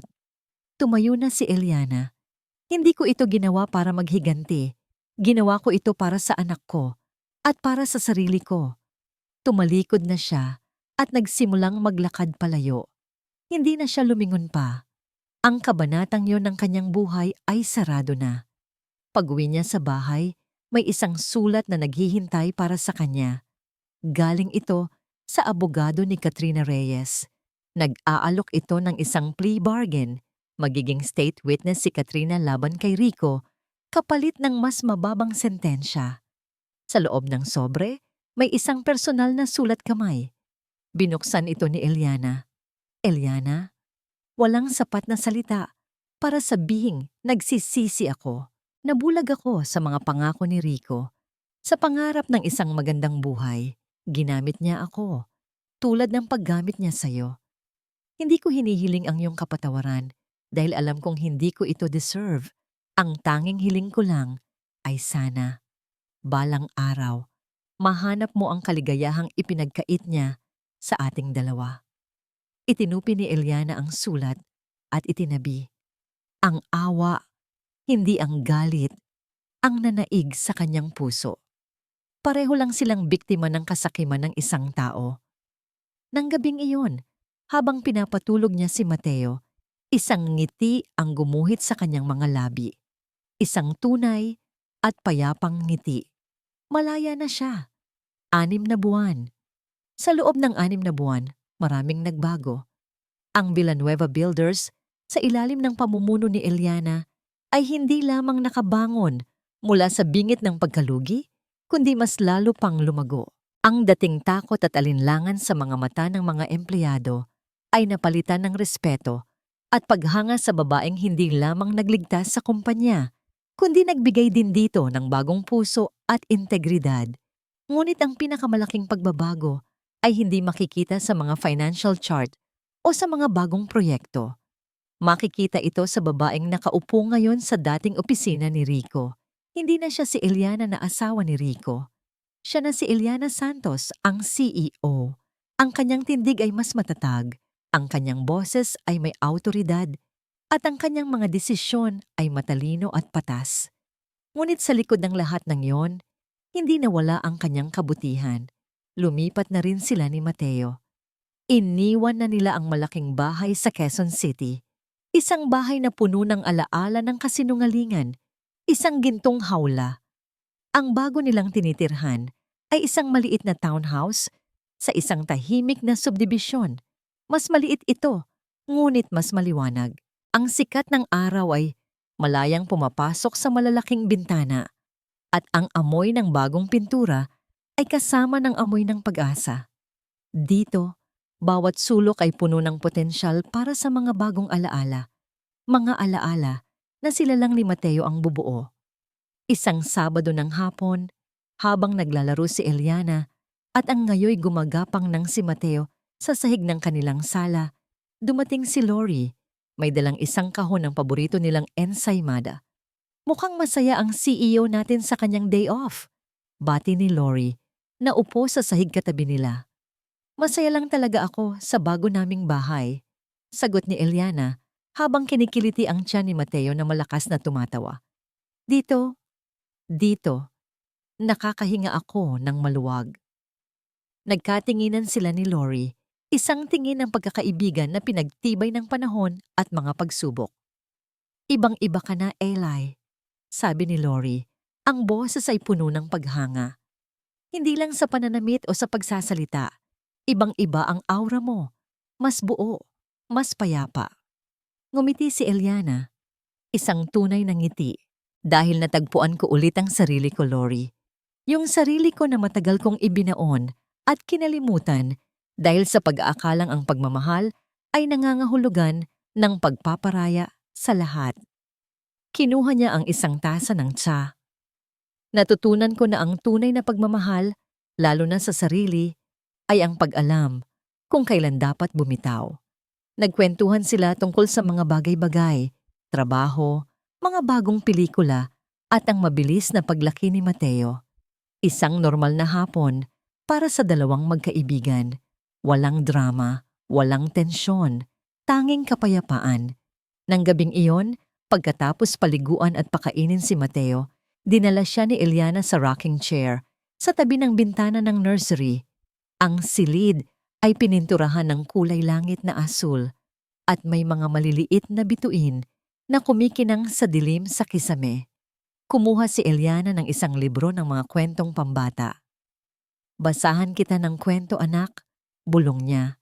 Ang kwento ay tungkol sa isang reyna na nawalan ng kaharian dahil sa isang mapanlinlang na mangkukulam. Ngunit sa halip na umiyak at magmukmok, ang reyna ay naglakbay, nag-ipon ng lakas, At sa tulong ng kanyang katapatan at talino, unti-unti niyang itinayo muli ang kanyang kaharian, isang kaharian na mas matatag at mas masaya kaysa sa dati.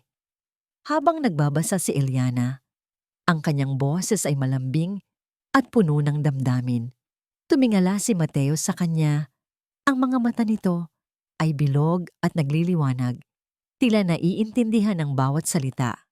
Nang matapos ang kwento, isinara ni Eliana ang libro. Tinitigan niya ang kanyang anak na dahan-dahan nang dinadala ng antok. Ang aral sa kwento, anak, bulong niya, ay kahit gaano kalaki ang mawala sa'yo, kaya mong bumangon at bumuo ng isang bagay na mas maganda. Ang tunay na lakas ay hindi nagmumula sa korona o sa palasyo. Nagmumula ito dito. Itinuro niya ang kanyang puso. Niyakap niya ng mahigpit si Mateo at dinala sa kuna. Hinalikan niya ito sa noo at pinanood itong makatulog ng payapa. Lumabas siya ng nursery at tumayo sa harap ng malaking bintana sa kanyang sala. Tanaw mula roon ang unti-unting paglubog ng araw. Ang langit ay nag-aagaw ang kulay kahel at lila. Isang magandang tanawin na nagpapahiwatig ng pagtatapos ng isang araw at ang pangako ng isang bagong umaga. Habang pinagmamasdan niya ang dapit na hapon, inalala niya ang lahat. Ang sakit sa ospital, ang takot, ang galit, ang pagbangon, ang laban, ang tagumpay, at ang kapatawaran. Naintindihan niya ngayon, ang pagpapatawad na ibinigay niya kay Rico ay hindi para kay Rico. Ito ang huling susi na nagpalaya sa kanyang sarili mula sa kulungan ng nakaraan. Isang malalim na buntong hininga ang kumawala sa kanyang mga labi. Isang buntong hininga ng kapayapaan. Hindi na siya ang babaeng durog. Hindi na siya ang babaeng biktima. Siya si Eliana Santos. Isang ina, isang leader, isang babaeng muling binuo ang kanyang sarili mula sa mga abo ng kataksilan. At habang ang huling sinag ng araw ay naglalaho, isang ngiti ang sumilay sa kanyang mga labi. Payapa na siya. Sa huling bahagi ng kwentong ito, malinaw na ipinakita ng buhay ni Eliana na walang mas hihigit pa sa lakas ng isang inang ipinagtatanggol ang kanyang anak at dangal. Ang lalaking sinamantala ang kanyang kahinaan at tinraidor ang pamilya ay naharap sa katotohanang hindi kayang tabunan ng kasinungalingan. Ang kasamaan ay may hangganan at ang hustisya ay laging may daan. Si Eliana, na minsang tahimik at nagtitiis, ay nagising sa sariling kapangyarihan. Ginamit ang katotohanan, talino, at tapang upang bawiin ang karapatan at itayo muli ang sariling mundo. Dito natin natutunan na ang kabutihan ay ginagantimpalaan hindi lang ng tagumpay, kundi ng kapayapaan. At ang masama, gaano man katalino, ay may kabayarang darating. Ngayon, nais naming marinig ang inyong tinig. Kung kayo ang nasa sitwasyon ni Eliana, saan kayo kukuha ng lakas para lumaban? Sa galit ba? O sa pagmamahal sa anak? May karanasan ba kayo na nagturo sa inyo na ang katotohanan ang pinakamabisang sandata? Kumusta kayo ngayon? Ligtas ba ang inyong puso at may sumusuporta ba sa inyo? Nandito kami, handang makinig at umunawa. Salamat sa patuloy ninyong pagtitiwala at pagsama sa aming mga kwento.